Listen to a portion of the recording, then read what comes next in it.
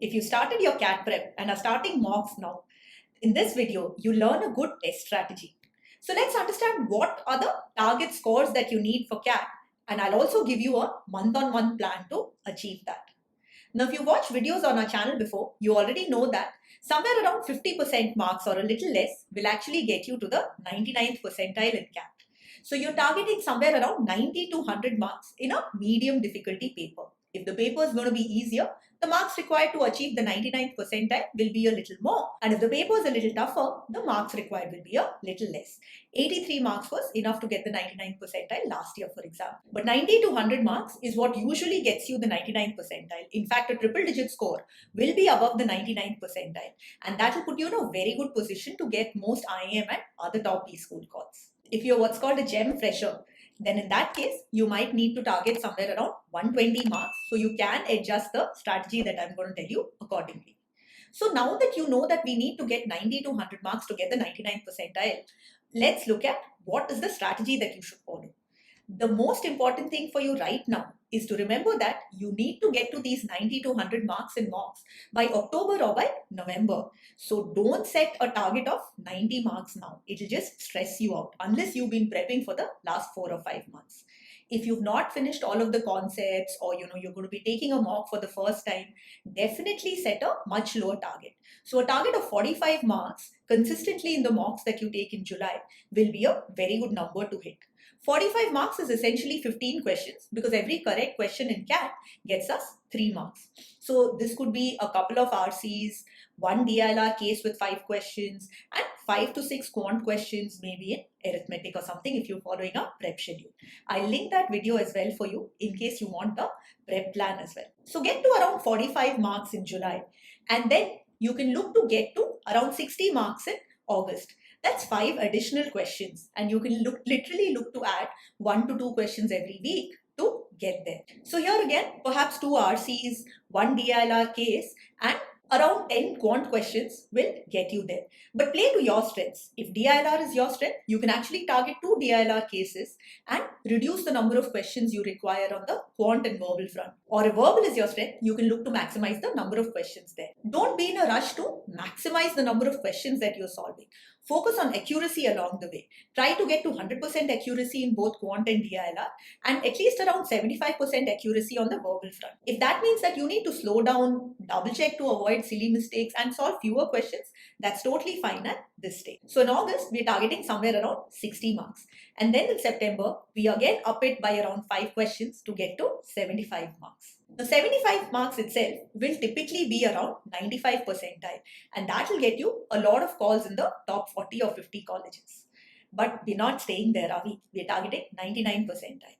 So this is where the road becomes a tad tougher, but by now you should have finished all of the concepts if you're following a prep strategy. So this is the time when you really delve deep into mocks. You're looking to take a mock a week from September onwards, analyze all your mistakes, revise whatever concepts you don't know, practice a lot of questions so that your speed increases, and really get the focus right on the test taking strategy so that you can target around 90 marks consistently in October. Now remember that this is around 90 marks. You will get maybe around 80 marks in tougher tests, and there'll be tests where you might even get to triple digit score. So this is somewhat of an average that you have. And if you're getting there and you're putting in the practice, then by November, you can actually get to 100 plus marks in the mocks and hopefully in CAT as well. If you want access to mocks and sectionals for practice, you can log into mockat.com where we have 100 mocks and sectionals, and you can start your practice right away. We also provide a test taking strategy for each mock, and in these sessions, Vignesh and I explain what strategy would be relevant for that particular mock, and we guide and help our students to improve their score by improving their strategy. Solving questions one after the other like we do in board exams, for example, is definitely not going to cut it in CAT. But back to this. Now this would be your roadmap where you're starting with somewhere around 15 questions and then getting to well above 99 percentile if you have put in the work. So remember, don't start with a very high score now. Start with a lower target. You will be de-stressed. You'll choose the questions which are best for you and which you can solve faster. And you might actually end up overachieving the target that you've set. Target slow, consistent improvement. Fluctuating scores like getting 50 marks in one test and then 25 marks in another, 80 in a third will actually not be helpful, because then you cannot predict where you're going to get in the actual exam. So target slow and consistent improvement and make sure that you're focusing on your accuracy as well as your total marks and your percentile.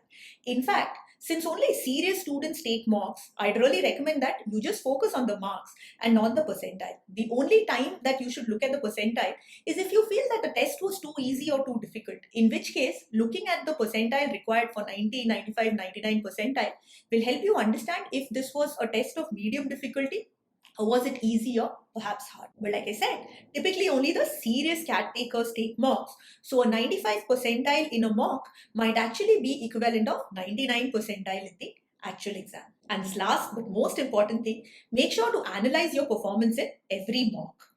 Understand which areas you're strong in. Those are the questions which you definitely need to practice. And you need to revise the concepts in areas that you're weaker in. Look at what mistakes you're making. Are they silly mistakes which you can double check and avoid? Is it logical reasoning errors? Is it because of vocabulary? Do you need to just, know the concepts properly? Is it speed? What are the reasons behind mistakes that you're making? Where are you getting higher marks? Which section is your weak area where you need to practice more? This is what is going to help you to get to a triple digit score and crack the CAT. So all the best to you, and do visit mockat.com if you want to access mocks, free daily quizzes and prep with 99.9 plus percentilers.